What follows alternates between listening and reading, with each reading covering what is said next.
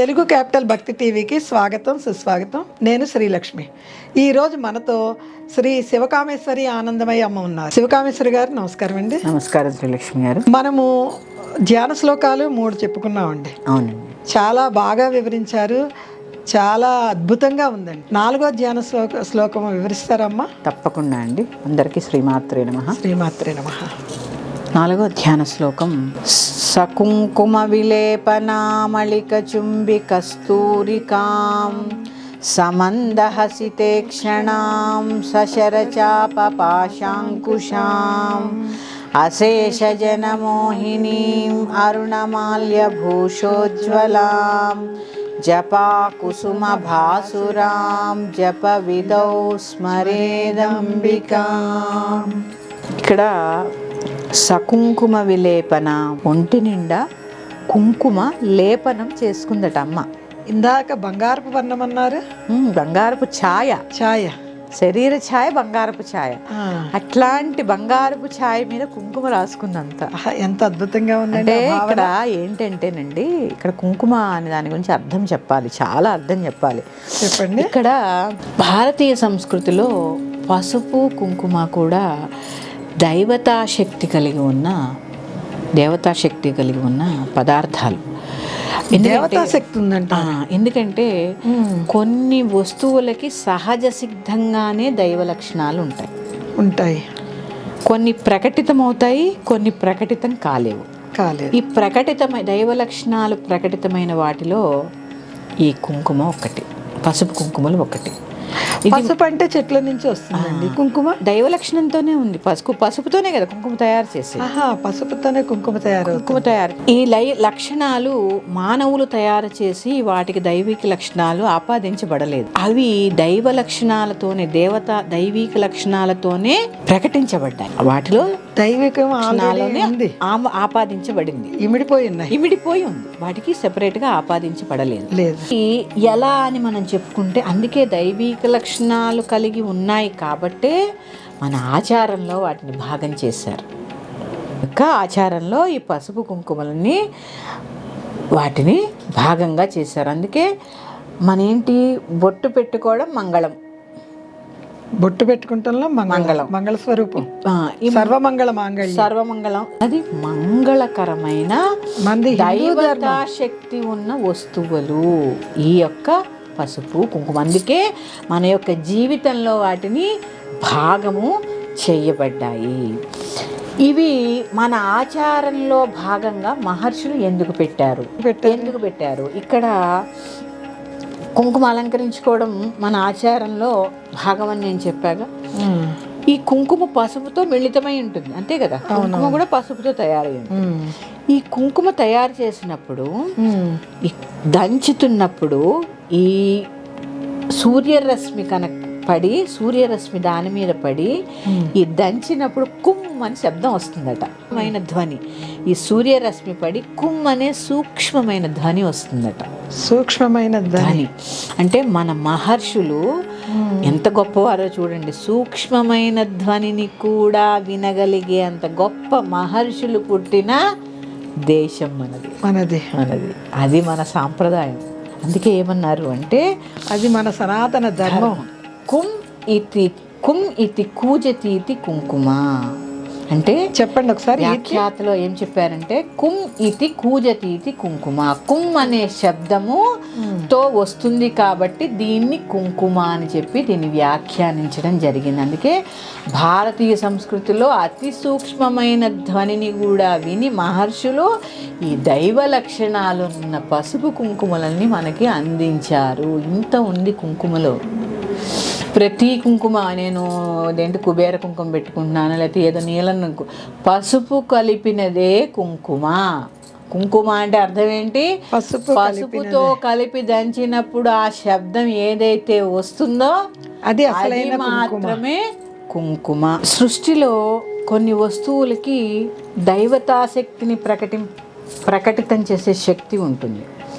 ఇప్పుడు ఎలాగైతే చూడండి, సూర్యరశ్మి ప్రపంచమంతా వ్యాపించి, సృష్టి అంతా వ్యాపించి ఉంటుంది. అవునండి. దాన్ని ఒక అద్దంలో చూపిస్తే ఆ కిరణం తెలుస్తుంది, అవునా? అవును. అద్దం చూపిస్తే అట్లాగా ఈ కుంకుమ ఏమవుతుంది అంటే మనం ధరించగానే ఆ దైవ శక్తిని ప్రకటితం చేస్తూ ఉంటుంది. ఇప్పుడు నేను ఈ బొట్టు పెట్టుకుంటే మీరు అందరూ ఏమంటారు, అమ్మ మీరు ఎంత అమ్మవారిలో ఉంటారు, చక్కగా బొట్టు ధరిస్తారు. నన్ను చూసి చక్కగా మీలాంటి వాళ్ళు కూడా నాకు చాలా ఆనందం అనిపిస్తుంది. అందుకే స్త్రీలందరికీ చెప్తున్నాను, సకుంకుమ విలేపన మలిక చుంబి కస్తూరిక. ఎవరెవరైతే కుంకుమ ధరించాలనుకుంటున్నారో కింద కామెంట్స్లో చెప్పండి. ఆ కస్తూరి కుంకుమ ఎలా తయారు చేసుకోవాలో ఎంతమంది ఎక్కువగా అడిగితే నేను తప్పకుండా మీ అందరికీ తెలియజేస్తాను. కుంకుమే ధరించాలి అని ఆసక్తి ఉన్నవాళ్ళు తప్పకుండా తెలియజేయండి. చెప్పండి అమ్మా తొందరగా. తప్పకుండా మన కామెంట్స్ని బట్టి తప్పకుండా చెప్తాను, ఎందుకంటే లేకపోతే బూడిదలో పోసిన పన్నీర్ అవుతుంది. అందుకే చాలా మంది ఎదురు చూస్తూ ఉంటాం కదండి, కుంకుమ గురించి ఎప్పుడు చెప్తారా అని. కుమ్ అనే శబ్దము సూర్యరశ్మి నుంచి వస్తుంది. అందుకని కుంకుమ సహజ సిద్ధమైన దైవిక లక్షణాలతో ప్రకటితమయ్యేది. కుంకుమ సర్వమంగళ మాంగళ్యే శివే సర్వార్థ సాధకే శరణ్యే త్రయంబకే మంగళకరమైనది, మంగళప్రదమైనది కుంకుమ. అందుకని కుంకుమ అందరూ ధరించవచ్చు. సువాసినులు, పూర్వ సువాసినులు మనమే ధరించాలని కాదు, పూర్వ సువాసినులను కూడా ఎటువంటి అభ్యంతరం లేకుండా ఈ కుంకుమ ధరించవచ్చు.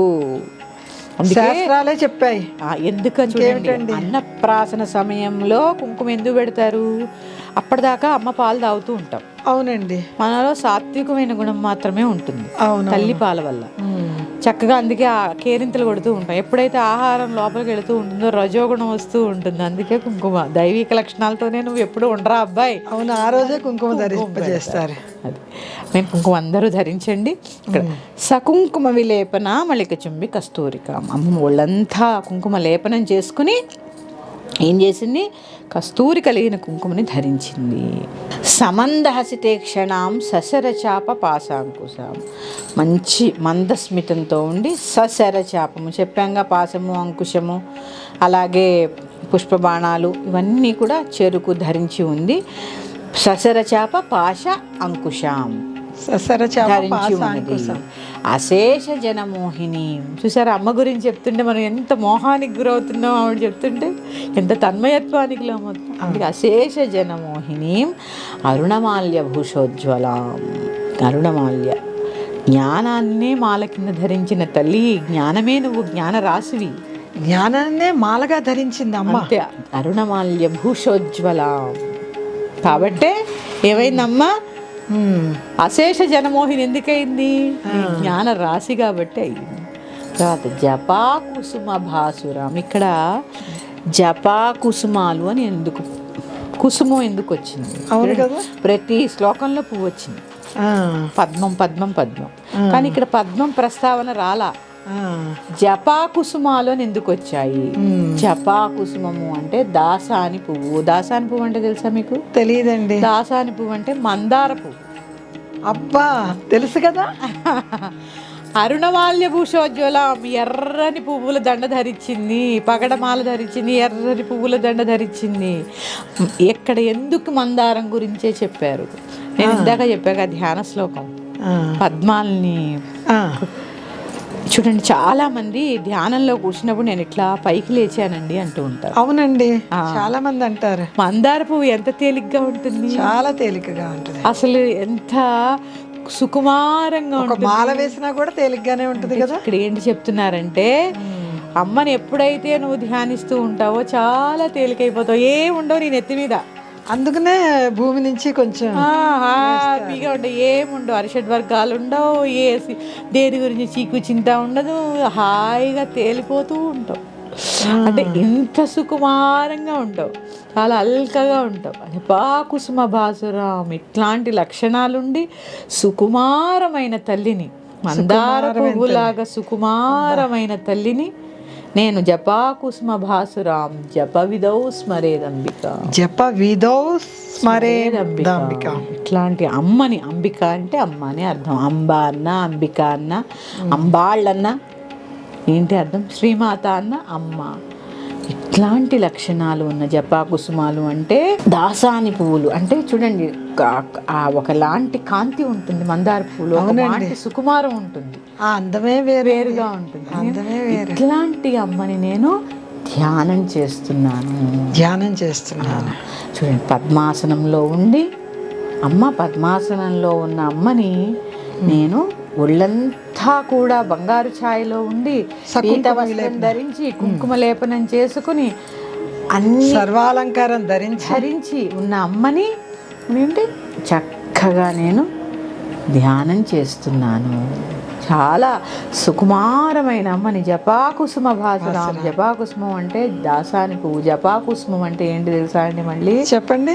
జపము, బీజాక్షరాలు అమ్మా. అట్లాంటి జపాకుసుమం ఆ అక్షరాలతో, కుసుమం అంటే పువ్వులు కదా, పువ్వులు. జపమాల జపాకుసుమం. కుసుమాలన్నీ మాలగా ధరించింది అంటే జపమంతా మాల కింద ధరించిన తల్లిని జపం చేస్తున్నాను అని ఇంత ఉందండి తెలుసుకోవడానికి.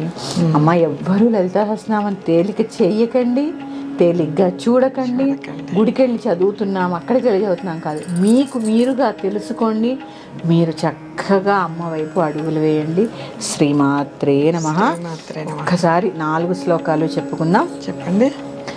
సింధూరారుణ విగ్రహాన్ త్రినయనాం మాణిక్యమౌళిస్ఫురత్ తారానాయక శేఖరాం స్మితముఖీం ఆపీనవక్షోరుహాం పాణిభ్యాం అళిపూర్ణరత్నచషకం రక్తోత్పలం బిభ్రతీం సౌమ్యాం రత్నఘటస్థరక్తచరణాన్ ధ్యాయేత్ పరామంబికాం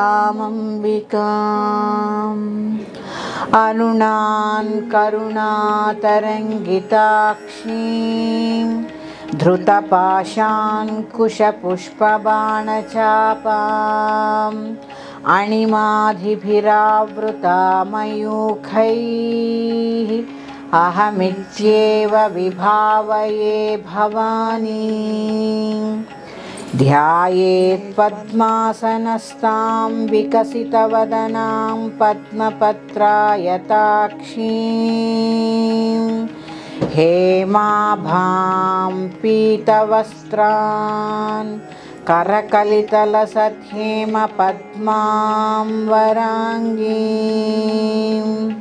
సర్వాలంకారయుక్తాం సతతమభయదాం భక్తనమ్రాం భవానీం శ్రీవిద్యాం శాంతమూర్తిం సకలసురనుతాం సర్వసంపత్ప్రధాత్రీం సకుంకుమవిలేపనామళికచుంబికస్తూరికాం సమందహసితే క్షణాం సశరచాపపాశాంకుశాం అశేషజనమోహినీం